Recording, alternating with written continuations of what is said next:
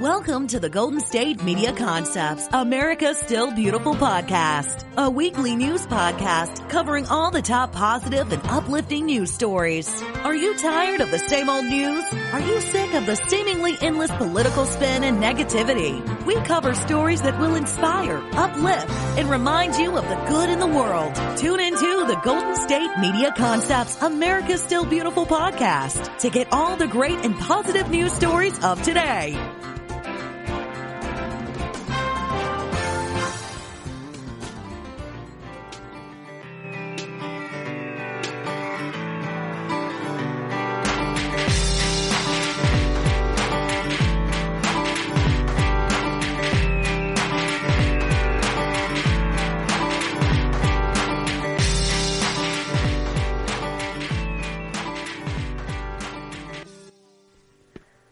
Ladies and gentlemen, it's the podcast you've all been waiting for. It's America Still Beautiful with your host, Brooklyn Tanner, brought to you, of course, by the GSMC Podcast Network. Woo, woo, woo, woo, ooh. We're so glad you are here today. It's September 8th, 2020, our first September 8th, 2020 ever in our lifetimes, and our last one ever as well.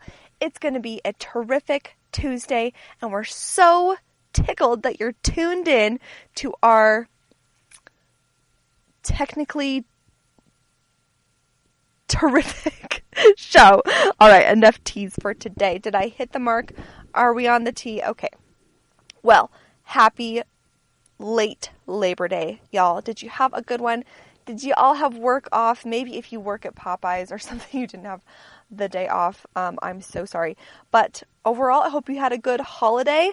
Spoiler alert, we are recording this on Monday, Labor Day. So we're going to chat a little bit about Labor Day and what it's all about, why we celebrate it, and are you supposed to stop wearing the color white after Labor Day? We're going to talk all about it. So Thank you so much for tuning in. It means so much to us that I'm not talking to no one. Okay.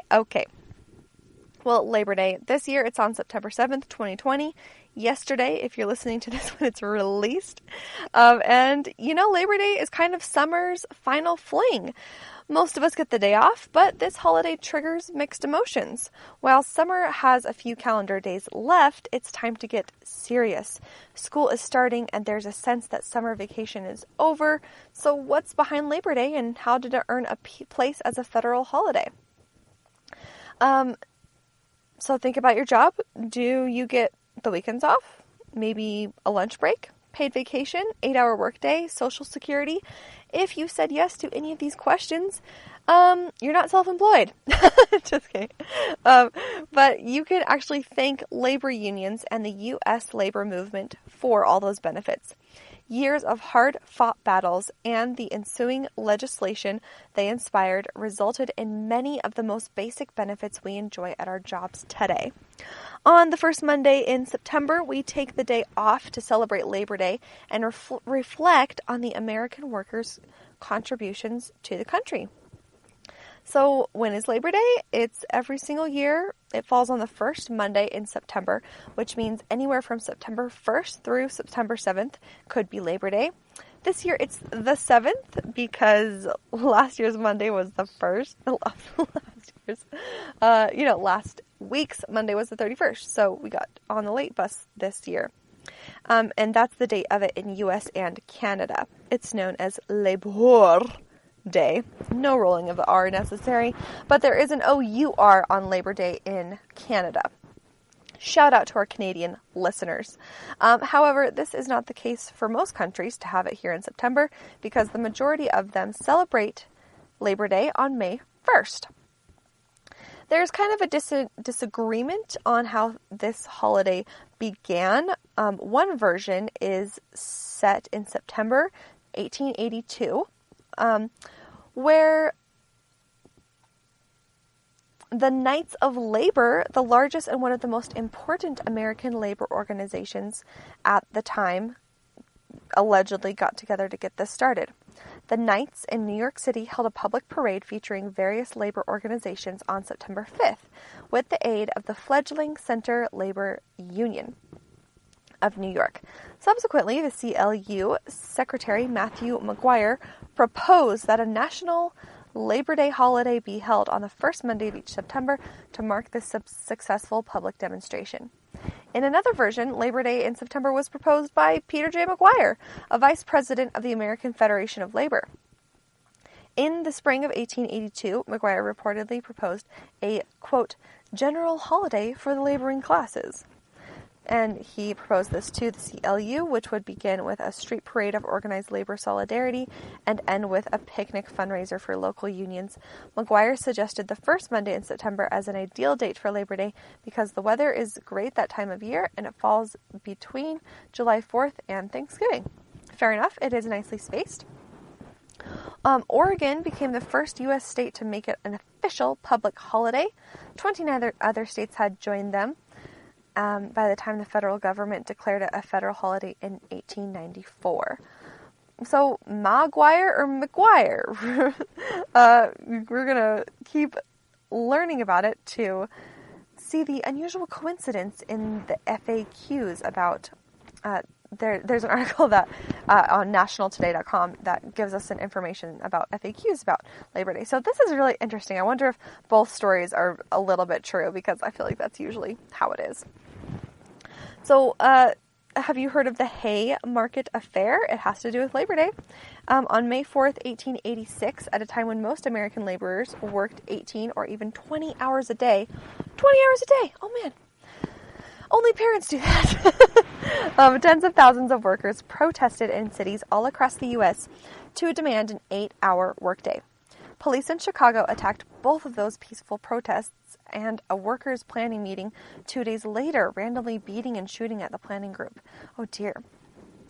When the outraged Chicagoans attended an initially peaceful protest the next evening in the Haymarket Square, the police advanced on the crowd again.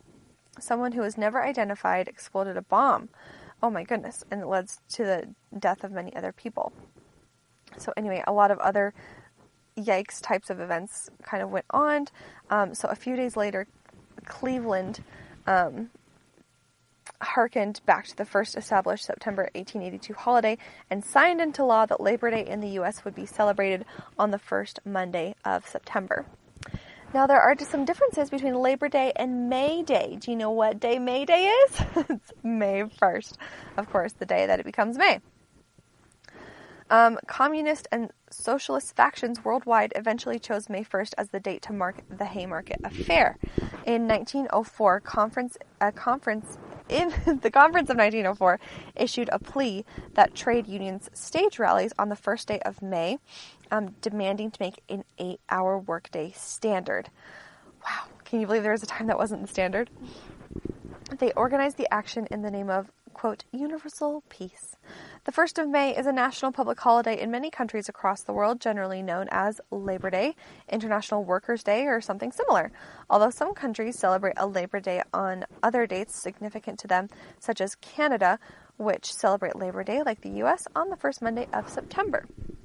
That is really interesting. When I was living in Japan, the 1st of May is the first day of what's called Golden Week. And I wonder, I need to do a little bit of research and see if it has to do with, this kind of labor's unions kind of type of holiday, because it's like the second biggest holiday all year. Everybody has it off work.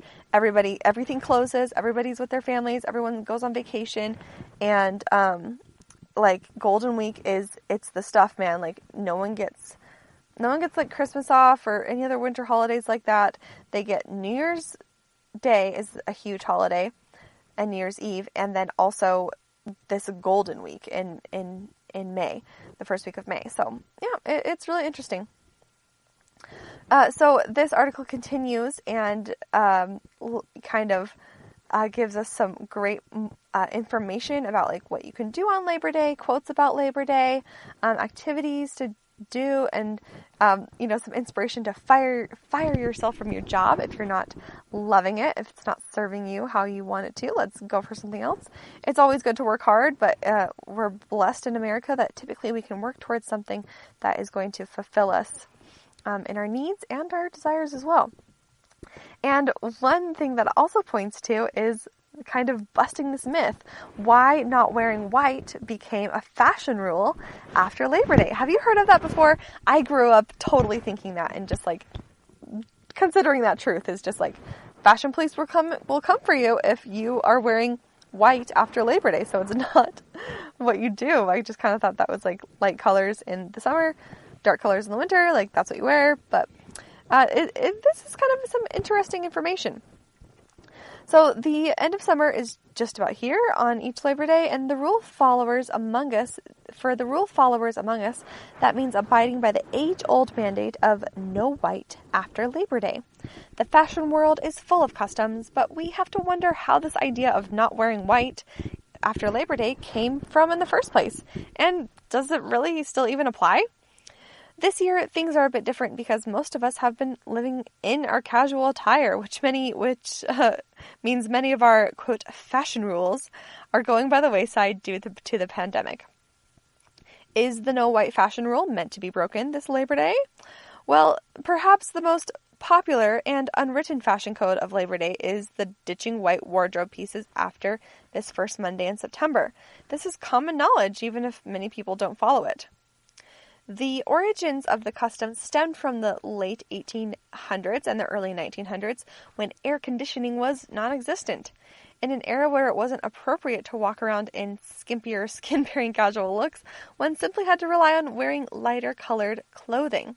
A paler palette could at least help present some sunstroke. Wow. Wearing white during the summer months was also a status symbol where the wealthy vacationed in holiday homes away from the polluted city. It quickly became a symbol of luxury or snobbery, depending on the outlook, due to Labor Day historically symbolizing the revolution of American workers protesting against long working days. Donning white during the summer months may have been a way for the ultra-rich to self-identify as separate from the working masses. How interesting. However, this fashion rule originated. The sun seems to be finally setting on this sartorial idea of not wearing white. Nowadays, fashion insiders are proving white can be worn all year round, and the designers and retailers are following the lead.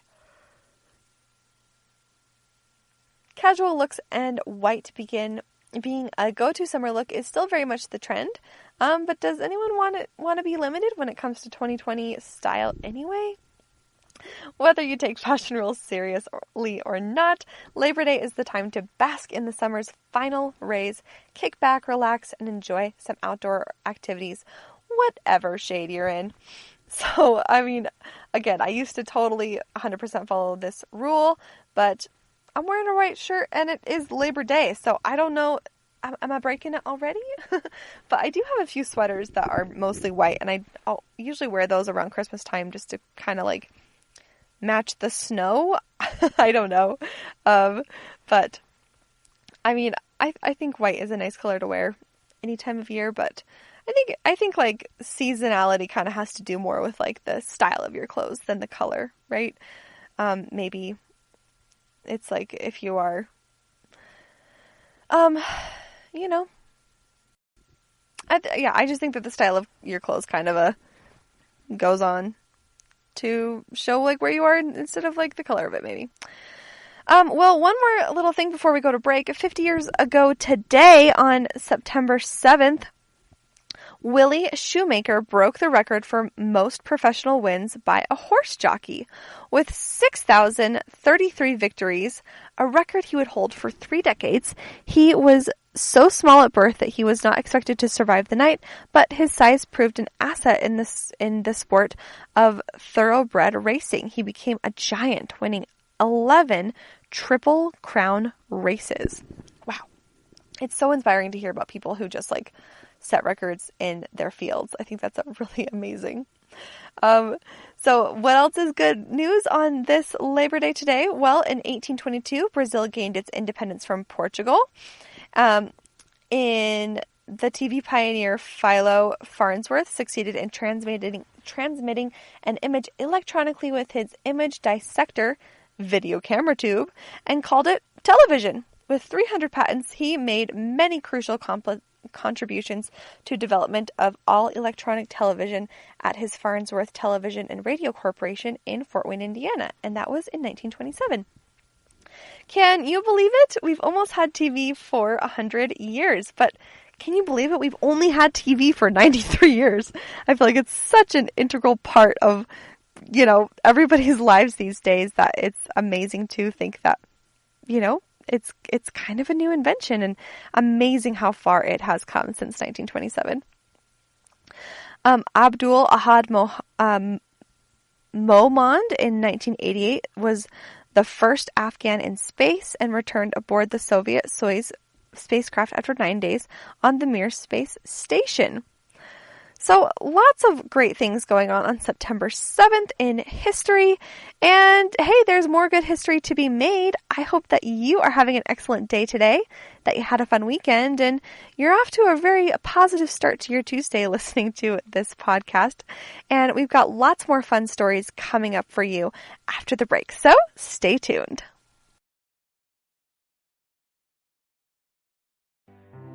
The GSMC Life and Happiness Podcast takes you on a journey of exploration. We'll discuss tried and true methods alongside the latest trends of how to best live your life to its fullest and happiest. From psychology to meditation, science to self-help books, the GSMC Life and Happiness Podcast will help you to discover what makes you happy and how you can live life being the best you possible. Download the GSMC Life and Happiness Podcast on iTunes, Stitcher, SoundCloud, Google Play, or anywhere you find podcasts. Just type GSMC in the search bar.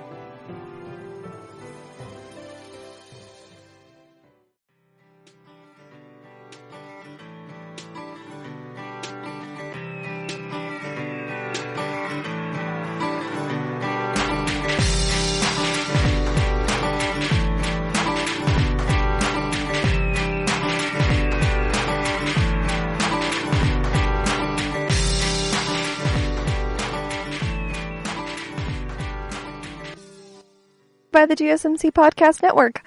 Are you ready to hear some amazing stories today? Well, I know it's always tough to hear about some bad news, and we are especially thinking of and giving our good thoughts and hopes to those affected by Hurricane Laura down south in our country this week. We know that has created a lot of difficulties and tragedies. And of course, we are sad about it. But there are some happy and hopeful things to look for in the mess that a hurricane is, because there are lots of helpers in the works down there, and they are helping, and this really inspires me to do what I can. So we're going to hear about a couple helpers, and then we're going to learn about how we can help as well. So this comes to us from WLOX.com, a local news station that says Long Beach Church delivers supplies to Hurricane Laura victims. It's a really great story. It's actually a video, but it's about how experienced hurricane survivors who actually know about it because they come from Long Beach, Florida, where the hurricanes are unfortunately not rare. They have spent some time in hurricanes and they know what it's like. They know what it's like to feel unsafe, to lose people that they love, and to know they know what is missing in times like that, and what it's like to be put out of your house maybe, or be hungry and not have the things that they need. And so they are survivors, and so obviously they make the best post-storm helpers. Now that they've survived and gotten past the challenge that is the hurricane in their town years ago, they were able to run in and help those victims of Hurricane Laura with the things that they needed. And it just shows truckloads full of packs of water bottles, diapers, food, toilet paper, paper towels, boxes of fruits and vegetables, also like non-perishable foods. So it is unnatural for South Mississippi veterans of Hurricane Katrina to also help victims of Hurricane Laura as well. Really inspiring, and it's that although it's really tough, it's great to look at challenges that way, because once you experience something difficult, suddenly you have the empathy, the experience necessary to help somebody else, bring them what you feel like they would need, and give them hope. Let them know that it's going to be okay and that they can survive this as well, because there you are, a shining example of someone that's helped. So that's a great video depicting the survivors helping out the people that are in trouble right now. That was a really inspiring video to see some local footage. And then also over on the church news, it's called thechurchnews.com, and it refers to the Church of Jesus Christ of Latter-day Saints. And they have a group called the Helping Hands Volunteers, and they are assisting in the storm's aftermath as well. The night Hurricane Laura slammed ashore in southwestern Louisiana, Larry, Katrin's daughter, woke up feeling uneasy. She normally slept through the night, but tonight she was afraid. Through their town of Leesville, Louisiana, this fairly inland, like 120 miles from the coast, it's fairly inland, so nothing was happening outside at the time, but they knew that the storm was on its way. That's so hard. You live so far inland, you maybe don't think about hurricanes affecting you, but man, nature can be as strong as it wants, right? Though their little town was far in, they, knew the storm was coming. So Hurricane Laura continued to plow through Louisiana after making landfall as a Category 4 storm around 1 a.m. on August 27th. Katrin's daughter asked if she could stay in his room, and he agreed. Moments later, a massive oak tree came through the part of their home where her bedroom is. Wow, that is so scary, and I'm so glad that she had the feeling that she wanted to move. That is so amazing. She said, the way that Larry told so Clay Hudgens is a member of the Church of Jesus Christ of Latter-day Saints from Jacksonville, Florida, and he kind of recounts this. He says, the way that Larry told it was that had she been there, the tree would have landed on her head. It was that close. In the backyard, another big oak tree fell within an inch of their back shed and fifth wheel trailer. Because the tree missed it, they were able to stay in the fifth wheel behind the house and not be terribly displaced. Wow, that is such a miracle, I think. Hudgens and Katrin worked side by side with his brother and a Helping Hands crew from Jackson, Mississippi, to remove the trees from the house and the backyard. And I mean, these are not little saplings. I'm looking at the photo, and the tree is like twice the size of the house. It's enormous. The roots are like huge, size of like a forest, and I mean, it has caused some damage to this house. It must have taken a long time to bust that tree down. I mean, it's down, but like busted apart. Hudgens said, having the tree off the house that quickly after the storm has opened the door for restoration to begin as quickly as possible. Katrin, a returning member of the church, was, quote, happily heartfelt, very appreciative of all the work that came in. More than 800 Helping Hands volunteers offered time and service August 29th to 30th to those affected by Hurricane Laura in Louisiana. Larger efforts are expected through the upcoming weekend. Alexandria, Louisiana Stake President, so like the leader of the area, Matthew D. DeFord, who spent time volunteering, told communication directors that each of us who came here to help has a wound concealed. And so, of course, everybody needs help at any given time. And so it's kind of magical that helping each other is what really fills up those wounds. They say that they can really bond over their faith and see each other as they believe that God sees each other as children that deserve love. So members of the Orange, Texas area were among the most affected by the hurricane's landfall. The Orange, Texas area includes parts of western Louisiana near the coast, including 2 groups in Lake Charles, which took the brunt of the damage. The Lake Charles area is expected to be without electricity and water for 2 to 4 weeks. The Orange, Texas church received a load of emergency response supplies from church headquarters on Saturday, August 29th, including generators, tarps, furring strips, nails, gas cans, and chainsaws. Lisa Levitt is the Welfare and Self-Reliance Manager for the church's North America Southwest area and said about 125 church members on Saturday and 400 on Sunday assisted with cleanup in western Louisiana. Another truckload of supplies was expected on September 4th, and crews are to continue with larger efforts through the weekend. An additional 350 member volunteers assisted with cleanup August 29th to 30th in other parts of Louisiana affected by the storm, and about 800 are expected this weekend, said Rick Long, the Welfare and Self-Reliance Manager for the church's North American Southeast area. So a similar assessment report came from James Martino, the North America Southeast area leader, noting damage to 9 members' homes in Alexandria, Louisiana, Monroe, Louisiana, and Baton Rouge areas. There is minor damage to 4 meeting houses, but no damage to the Baton Rouge, Louisiana temple, which is an important place for these church members. So I thought that was just a nice little report of how members of that church are just trying to help each other, and pretty impressive numbers to go in with 400 people, 800 people, 350 people to help out people to get trees off their roofs and help with restoring electricity and mostly cleanup. I think after a storm like that, a lot of what has to be done is get everything, all the debris cleaned up, so like one person said, like the restoration of the homes can begin. Well, what can you do locally and far away if you want to help with this situation? Well, WLOX gives us some ideas that because South Mississippi knows what it's like to go through a devastating storm. This is a local station in Mississippi, by the way.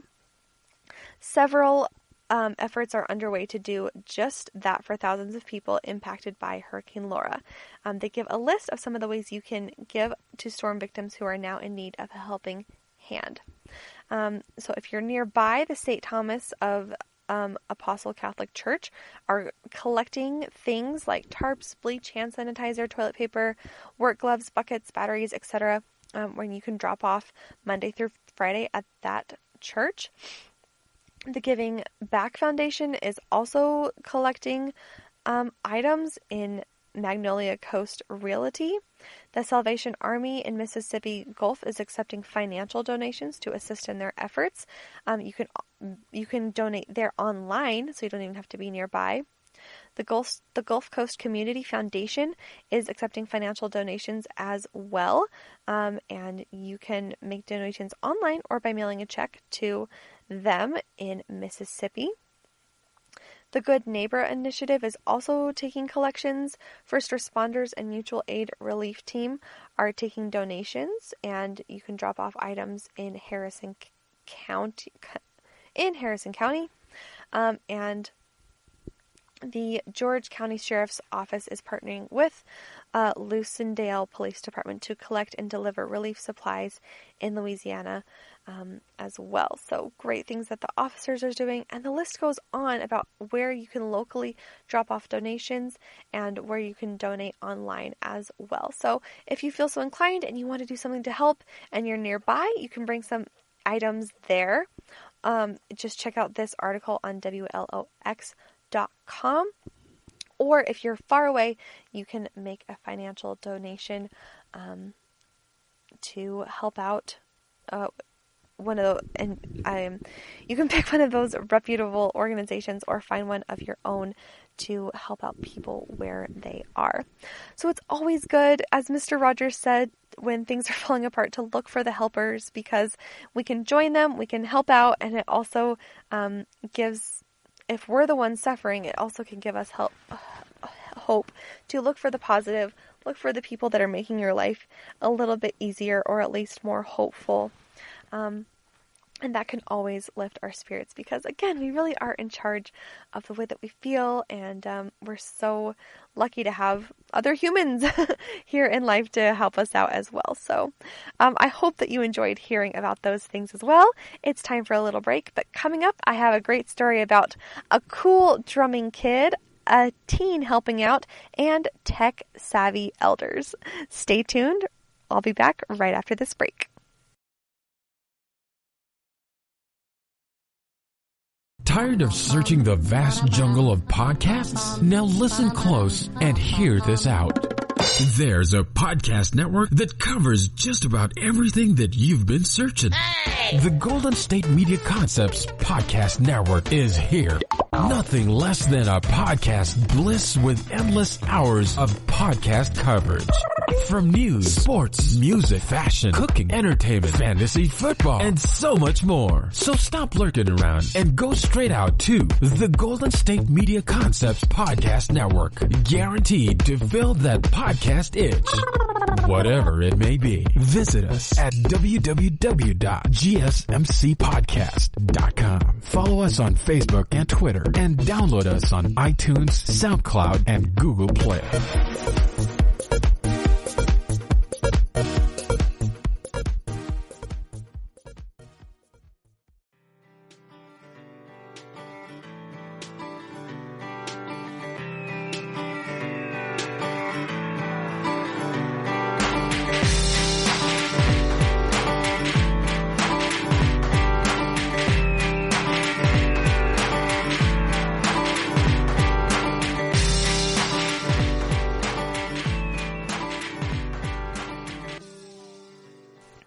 Welcome back, and thanks for the break. Let's keep hearing about those amazing stories going on in our country. First, let's start with this amazing kid who challenged a famous drummer to a drumming duel. So, when Dave Grohl receives a drum challenge from a 10-year-old girl in England, of course he has to go all in and give one rocking performance. It all began with a viral clip since viewed millions of times online, multiple millions, in which Nandi Bushell gave the show of her life, drumming perfectly along to the Foo Fighters song Everlong. She's 10 years old. She totally kills it. Her drum set's adorable. It's got Foo Fighters written all over it, and she's in an amazing purple skirt, shiny white top, amazing jewel necklace, killer curly hair, and some pretty sick anklets. In the caption of her video, she wrote, "My dream is to one day jam with Dave Grohl, Taylor Hawkins, and all the Foo Fighters. Mr. Grohl and I would love to have a drum battle with you. I love Everlong, and it's really hard to play, and it's so fast, but it's so fun." Then by Saturday, Grohl let her know via Twitter that he was taking to his daughter's Harper's drum kit. He was ready to rise. Oh my goodness. He was ready to rise to the drum off challenge. The superstar drummer wrote, quote, "I haven't played Everlong since the day I recorded it in 1997. Our drummer Taylor Hawkins plays that song on tour for us almost every night." But he says, "Hey, at Nandi Bushell, challenge accepted. Your move from your friend in rock, Dave." So he then gave Nandi a new challenge. He wanted her to play Dead End Friends by the Crooked Vultures. He wrote to her, "I'm really flattered you picked some of my songs to do for your videos. This is my response to your challenge. Now the ball is in your court." Bushell soon responded on Twitter to say, "Challenge accepted! Mr. Grohl, you're amazing. Thank you so much." She said, "This is unreal. I can't believe David Grohl actually accepted my drum battle. Thank you. It's now my turn to learn Dead End Friends by this band, the Crooked Vultures. I'm going to checkmate on this one too. Thank you, Harper, for lending your dad the kit." It's so cute how he borrowed his daughter's kit. This is the first time the Grohl has acknowledged a talented young fan. In 2018, he pulled a guy on stage who nailed his debut. These kind of moments are so special and so fun to hear about because it kind of seems sometimes that like celebrities and super talented artists are kind of out of reach, but when they give you a chance and they uplift the upcoming generation, that's just amazing because, I mean, like, what else can you do? I mean, putting people down doesn't really improve your talent or anything like that, even though it kind of feels like maybe in the moment, if you're being like super prideful or whatever, you're like, oh, I got to put other people down so that I look way better. But really just helping people feel better about themselves, giving compliments and encouraging especially young artists to go for it and give them your tips of what you learned. I mean, that can only make everybody feel better, even yourself. So I think that was a great thing to read about, and I had not heard about the Foo Fighters for a while, and so it was fun to kind of revisit their music a little bit.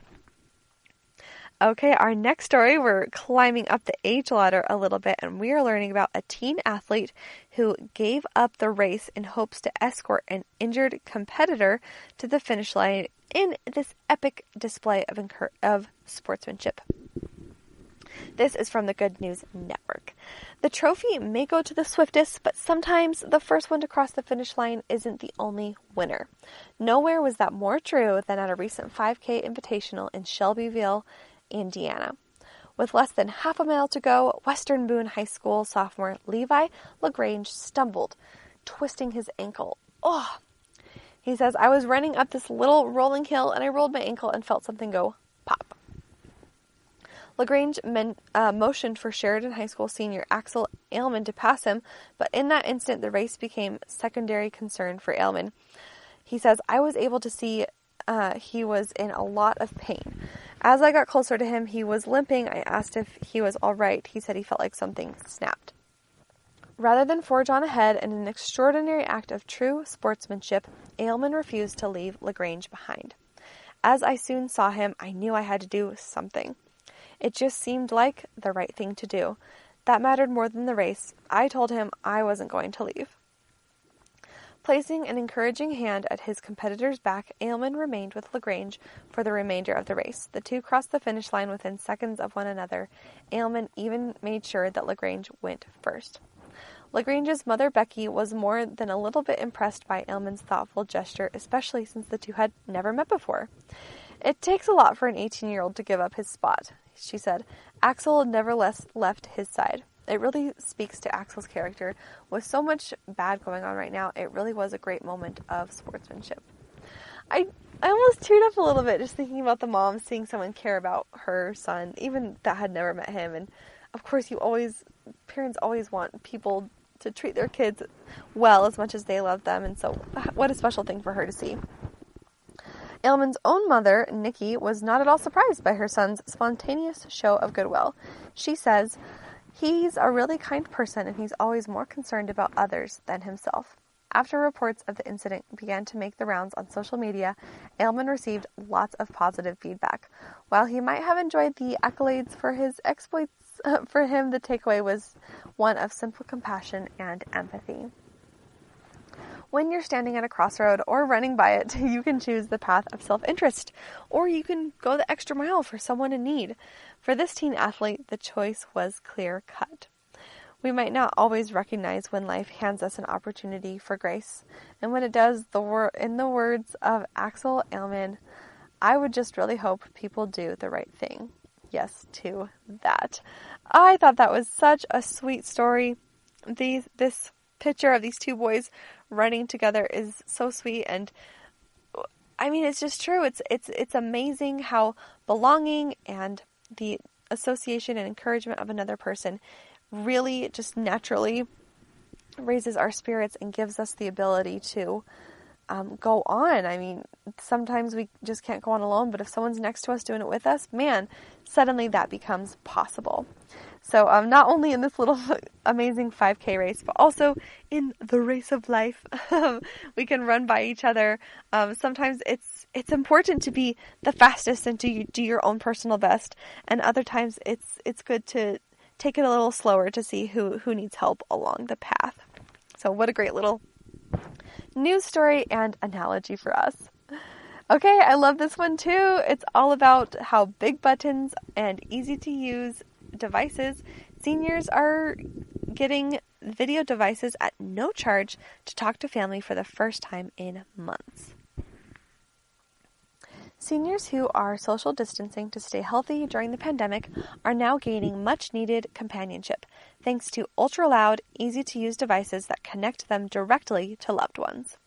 The Dreamweaver Foundation has provided 300 free Facebook portals to seniors in nursing care homes in Nebraska and Iowa, and the grateful reactions have ranged from tears of joy to overwhelming sense of relief. Most seniors who received a portal were connected to loved ones with a clear picture and sound for the first time in months. The 8-year-old Omaha-based nonprofit usually grants wishes to seniors like hot air balloon rides or race car driving, but that all stopped when COVID-19 hit. Cherry Mastny is the Dreamweaver Foundation Executive Director, and she says, "We still wanted to serve seniors in a special way. Many families had been resorting to window visits or calls on smartphones, which can be both expensive and difficult for seniors to operate. With a Facebook portal, the buttons are super large, so it's very easy to touch and to use. It has a big subwoofer speaker in the back, so the sound is much better for someone if they are hard of hearing. Calls can be made seamlessly to and from smartphones and tablets." Wow, what a cool device. So Jill Hamilton says, "My grandma was a lucky recipient of a portal, and I could Facebook chat with her. It was the first time I'd seen her in months. I can't tell you how happy this gift has made her. Her daily video chats with our family give her something to look forward to." Residents are definitely missing their families, and Teela Ward, a certified nursing assistant at Sumner Place, says, "I set them up and add every family member possible." I love that. These nurses on the front lines really are heroes, especially at the nursing homes, because I'm sure they have to super limit their circles so that they're safe to be around older people who are more at risk of the virus. Since seniors began to use them, Dreamweaver has been overwhelmed with requests for more, so they launched a fundraising campaign to purchase more of the portals. You can help them deliver family connections at dreamweaver.org if you feel so inclined to donate. You can also see local news coverage on 3 News Now, KMTV, if you want to search up that and see some really cute grandmas and grandpas chatting with their family. It's so important to remember our elders, especially at a time like this, to give them the love that they deserve and to, really cherish them and to enjoy their company while they're alive, even if, we have to do it over the phone or something. It's just ever so important to do that. And I know, just like we like to be connected and feel loved by our families and by our friends, it's important to be a friend to those who are maybe in a lonelier time of life as well. So great to hear that Dreamweaver has really made this a priority, and I love seeing those pictures of the sweet seniors using them. So I'm also glad that technology is improving in a way that can really help out seniors to access technology and be using its benefits, even if they don't have to learn a huge computer thing. I mean, for those of us who kind of grew up with computers or learned them in our 20s or something, it's not too hard to learn a new device or to kind of get the hang of a new program or application, really fast, because we've kind of grown up as technology has grown up. But for someone who the majority of their life has been without computers, it can be really difficult to navigate. So I love how technology is expanding toward a more user-friendly way. Okay, that was so fun to hear about that super drummer kid, the sweetest teens helping each other out on the track field, and of course, grandmas and grandpas kind of virtually being reunited with their families. It's time for one last snack break. I have some leftover ice cream in the freezer, so I'm going to sneak a bite, and we'll have more great and sweet stories right after the break.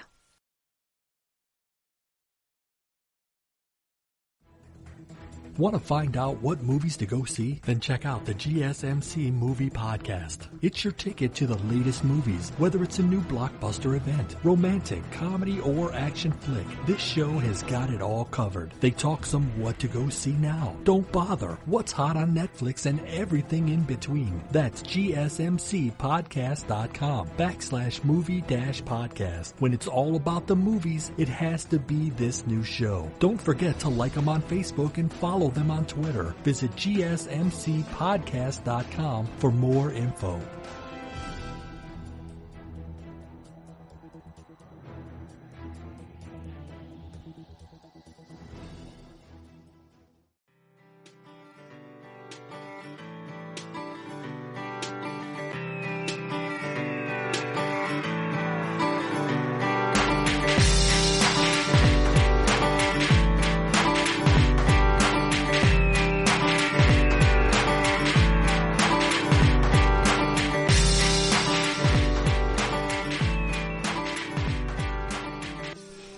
All right, we're back for our grand finale stories. I could totally be wrong here, but is Butterfinger like kind of an underrated candy? I love Butterfinger. It's one of my favorites by far, and especially it's like my favorite candy to put into ice cream. And that's the ice cream I have left over. It's a vanilla custard, and it's got bits of Butterfinger in it, and it's kind of just got that bitter mocha-y but like sweet taste into the ice cream, and it's one of my favorite combos. And I feel like people growing up, at least in my elementary school during Halloween, like did not like Butterfinger, and that's always the one that they would trade. But I think Butterfinger is like superior to like Three Musketeers or other candies. And so anyway, just giving a little love to my favorite candy bar, the Butterfinger over here. But let me know in the comments of Instagram or Twitter today, what is your favorite candy bar, and do you like Butterfinger, or are you leaving them all for me? All right, well, we kind of got a random bunch with the theme of rescuing for these last 3 stories. We're rescuing some animals, rescuing a child, and rescuing young people out of homelessness. Do you want to hear all about it? Okay, all you have to do is keep listening, keep those headphones on, keep the speaker connected. You're going to love it. Okay, this comes to us from reset.org, and it's called The Air Shepherd. It leads rhinos and elephants to safety with the help of drones. It's an exceptionally sad state of affairs that in 2020, the illegal ivory and rhino horn trades are still booming as an international industry.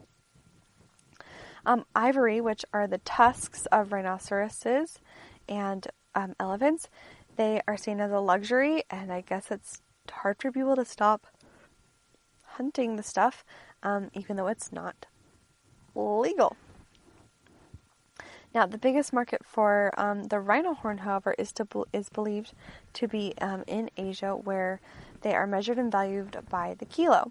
The demand for tusks and horns is propelling both the rhino and the elephant into extinction. And at the current rate, it's expected both animals could be extinct in the next 2 decades if the problem doesn't stop. It's never been so urgent. Now, it's a problem. But hey, this is where South Africa's Air Shepherd comes in. Air Shepherd uses a fleet of flying drones replete with high-tech AI, or artificial intelligence, to scour the savannas and catch poachers on the ground. The sophisticated technology was originally developed for U.S. military to identify roadside bombs in Iraq. It's run by the nonprofit Lindbergh Foundation. The Air Shepherd is an initiative and has been described as the eyes of the sky for the anti-poaching cause. It works like this. The drones, which look just... Sorry, hold on. Sorry. I just kind of lost all my beans there, but we're back. Okay, so here's how it works. The drones look like miniature planes, and they're flown high over the probability areas or deployed when a team has been tipped off about an upcoming poaching operation. Once a drone spots a poacher and their whereabouts are identified, the team radios nearby rangers who can then intercept the suspects. The upper hand afforded by this technology tips the balance in favor of the rangers. Hey, that's great. Saving the lives of some elephants and rhinos. Air Shepherd drones not only catch poachers, they also serve as a crucial deterrent for future illegal operations.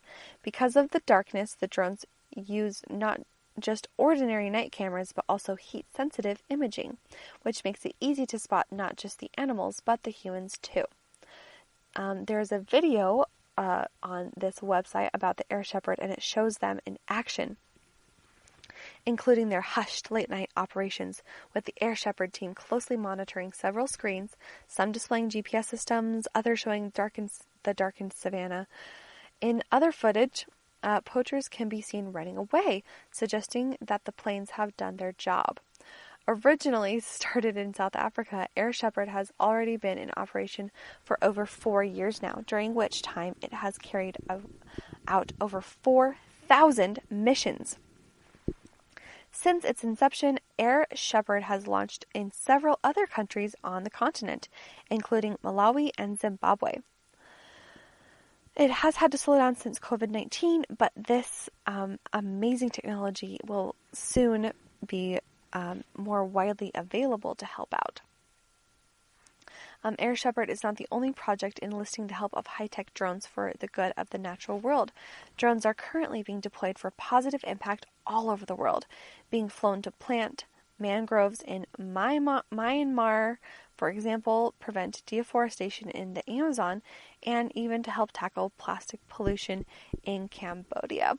It's always nice to have extra eyes on the team of people that are trying to help out, especially the environment. So that is some great news over there, and I really hope that the rhinos and elephants get to stick around, because they sure are a beautiful sight to have here on the earth. Nervous moms and dads, cover your ears, because this story starts out a little bit scary, but it truly goes into a happy one at the end. This comes to us from Australia, where a 4-year-old toddler found herself floating nearly a mile off the coast of Greece on Monday, accompanied by only her unicorn floaty. Have you seen these giant inflatable animals, mostly unicorns, that are fun to use in the pool? Well, guess it wasn't such a great idea in the ocean, because the child had been pulled out to sea by a current when her parents looked away for only a second. That's always when it happens, right? Luckily, the crew of a passing ferry approximately 1,600 feet off the Gulf of Corinth spotted the child and her inflatable companion as they drifted further and further away from the shore. Captain Grigoris Karnesis pulled carefully the child aboard as onlookers watched in awe. Karnesis told the Greek City Times, "The little one was not cool. She was frozen from fear because the current was very strong. I put the ship in such a position so as to not affect the small boy, buoy.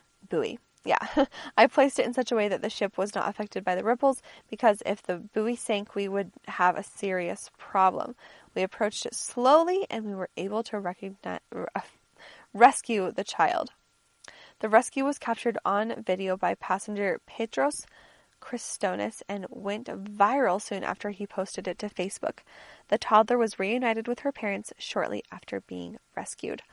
Ooh, talk about being in the right place at the right time, with the right training and the right heart and the right patience and the right situation to be able to help this toddler. Oh, I just can't imagine how scary it would be to lose my kid into the ocean, but I'm sure the parents are extremely grateful to have their little one back, and so glad that captain of that ship was able to help. Whew. Okay, over on positive.news, we have a great story about the dining scheme that is helping young people out of homelessness. The Eat Out to Help Out scheme, aka Rishi's Dishes, may have expired, but a new dining incentive is launching in London for gourmands who have an appetite for tackling homelessness. The Dine In to Get Them scheme is the brainchild of Fat Macy's, a social enterprise that helps young people break the cycle of homelessness by training them to become chefs and supporting them as they move out of hostels into permanent homes. They launched on the 11th of September with the view of becoming weekly.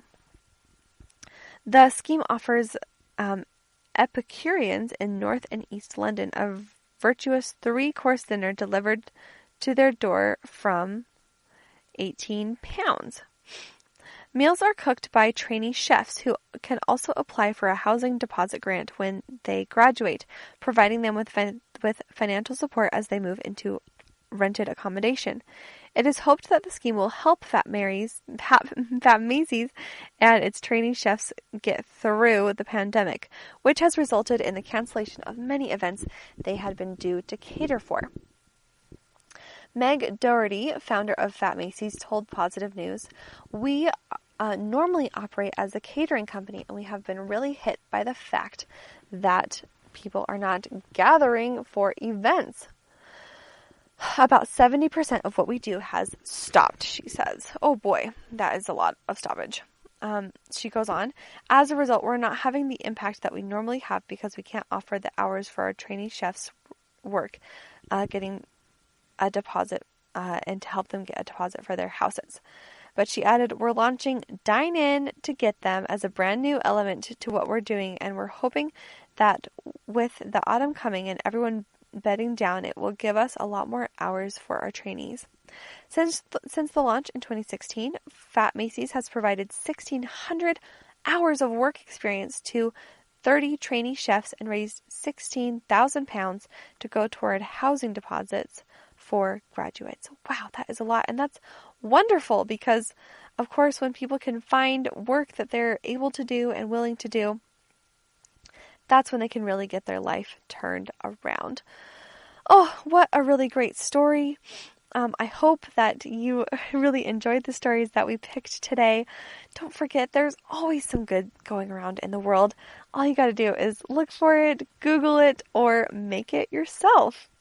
Don't forget that you have the power to let yourself know how you're doing today, to check in, do a little self-care activity, and then go out and do some world care. Care for the people around you. Check in with your neighbors. Give your grandma a call, and just do the best you can to be the best you can. It's a big ask, but it's a lifelong process, so don't worry. I love the quotation by Anne Frank in her diary. It says, "No one has ever become poor by giving."